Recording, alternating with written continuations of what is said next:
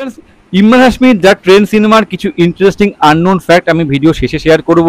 তার সাথে সাথে এই সিনেমার বাজেট কত ছিল, বক্স অফিসে কত কালেকশন করেছিল, বক্স অফিসে কি ভার্ডিক্ট এনেছিল, প্লাস আমার পার্সোনালি এই সিনেমাটা কেমন লেগেছে সবই এই ভিডিওতে শেয়ার করব। তো ভিডিওটা পুরো দেখো, আশা করছি তোমাদের ভালো লাগবে। So friends, welcome back to my channel.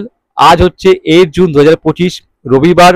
ঘড়িতে এখন বেলা 12টা বাজে, আমি এই ভিডিওটা শ্যুট করছি।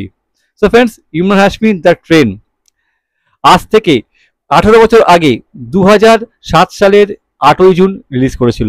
মুখ্য চরিত্রে ছিল ইমরান হাশমি, শেয়ালি ভগত, গীতা বাসরা, অনন্ত মহাদেবন, সুরেশ মেনন, রজত বেদি, আরো অনেকে ছিল। প্রডিউস করেছিল নরেন্দ্র বাজাজ, শ্যাম বাজাজ মানে হচ্ছে সিদ্ধিবিনায়ক ক্রিয়েশন। ডাইরেক্ট করেছিল হাসনাইন হায়দ্রাবাদওয়ালা আর রক্ষা মিস্ত্রি।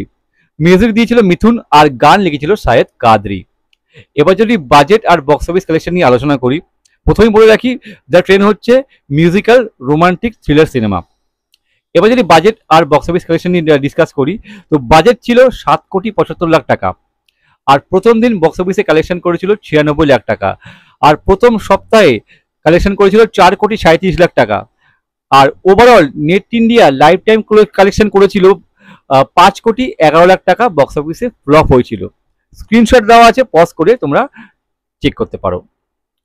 এবার যদি আসি আমার এই সিনেমাটা পার্সোনালি কেমন লেগেছে, তো বস আমার তো সিনেমাটা বেশ ভালো লেগেছে, আমার অন্যতম পছন্দের সিনেমা। তার মেন কারণ হচ্ছে এই সিনেমার গানগুলো এত ভালো না বস, এখনো আমি গানগুলো শুনি, আর এই গানগুলোর জন্য সিনেমাটা আমার বেশি ভালো লাগে। আর তাছাড়াও অনেক কিছু জিনিসপত্র এই সিনেমাতে আছে যেগুলো আমার বেশ ভালো লেগেছে, যেমন হচ্ছে ইমরান হাশমির পরিবার, তার তার ওয়াইফ, তার বাচ্চা, তাদের মধ্যে যে সমস্যাটা হয় বা তাদের মধ্যে যে কি ভালো খারাপ যে মুহূর্তগুলো যে আছে, সেটা খুব ভালো লেগেছে সিনেমাতে। মানে এখানে সাইলি ভগত ইমরান হাশমির ওয়াইফের পার্ট প্লে করেছে, আর তাদের বাচ্চাটা বেশ কিউট ছিল সিনেমাতে। তারপরে গীতা বাদশার সঙ্গে যখন ইমরান হাশমির একটা সম্পর্ক তৈরি হয় তাদের মধ্যে, এবার তাদের মধ্যে যে কেমিস্ট্রিটা ছিল সেটা বেশ ভালো লেগেছে। তারপরে এরা দুজন কিভাবে ফেসে যায়, মানে একটা সমস্যায় পড়ে যায়, ফেসে যায় ঘটনার মধ্যে, বা কিভাবে সেই সমস্যা থেকে তারা বেরিয়ে আসে, সেই যে জার্নিটা, সেটা আমার বেশ ভালো লেগেছে। আর এই যে টোটাল যে জার্নিটা, তার মাঝে মাঝে যে গানগুলো আসছে, অসাধারণ গানগুলো, সেটা শুনতে আরো বেশি ভালো লাগছে। সব মিলিয়ে আমার সিনেমাটা বেশ ভালো লেগেছে, আর সুযোগ পেলেই মাঝে মাঝে সিনেমাটা দেখি, হয়তো আজকেও আমি দেখতে পারি সিনেমাটা। আর যদি পারফরমেন্সের দিকে বিচার করি, ইমরান হাশমি খুব ভালো কাজ করেছে। এমনিতেই ইমরান হাশমি ভালো একজন অভিনেতা, আর এই সিনেমাতে ইমরান হাশমি খুব ভালো কাজ করেছে। ইমরান হাশমির ওয়াইফের চরিত্রে সাইলি ভাগাতও ভালো অভিনয় করেছে, ইভেন গীতা বাদশাও ভালো কাজ করেছে।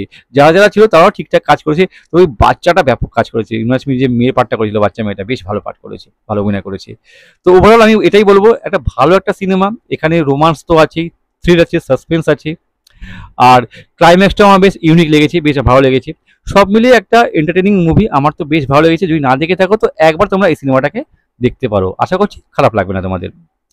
এবার যদি সেই ইন্টারেস্টিং আননোন ফ্যাক্টটা শেয়ার করি, সো ফ্রেন্ডস, এই ফিল্মে মিউজিক দিয়েছে মিথুন। আর প্রথমেই বলে রাখি, অসাধারণ গান। শুরুতেই যেটা বললাম, গানগুলো এত সুন্দর না, একটু একটু হটকে টাইপের, একটু অন্যরকমের টিউন করছে, কিন্তু ব্যাপক গানগুলো, আর খুব সুন্দর লেগেছে শুনতে, এখনো মেলোডিয়াস ব্যাপক লাগে শুনতে। আর কেকের গলায় গান, আর কি বলবো। কিন্তু মিথুনের আগে এই সিনেমায় মিউজিক দেওয়ার জন্য মেকার স্যার হিমেশ রেশমিয়াকে অ্যাপ্রোচ করেছিল। হিমেশ রেশমিয়া হয়তো মিউজিক দিতেও, কিন্তু ওই সময় হিমেশ রেশমিয়া কিন্তু ব্যস্ত ছিল তার প্রথম সিনেমা আপকা সুরুর নিয়ে, এই জন্য সময় দিতে পারেনি।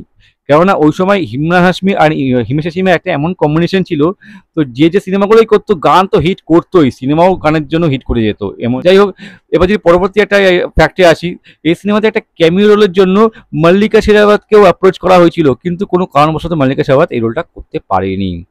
সো ফ্রেন্ডস, এই ছিল আননোন ফ্যাক্ট। যদি ভিডিওটা ভালো লাগে তাহলে লাইক করো, শেয়ার করো, চ্যানেলে নতুন থাকলে সাবস্ক্রাইব করতে পারো। যদি কোনো সিনেমা সম্পর্কে তোমরা জানতে চাও, সেই সিনেমার budget, box office collection, verdict, unknown fact, anything, তো আমাকে কমেন্ট করো, কমেন্টে লিখে জানাও। আমি ডেফিনেটলি চেষ্টা করবো সেই সিনেমা সম্পর্কে ভিডিও বানাবার জন্য। ততক্ষণের জন্য বিরতি নিচ্ছি, তোমরা প্রত্যেকে ভালো থাকো।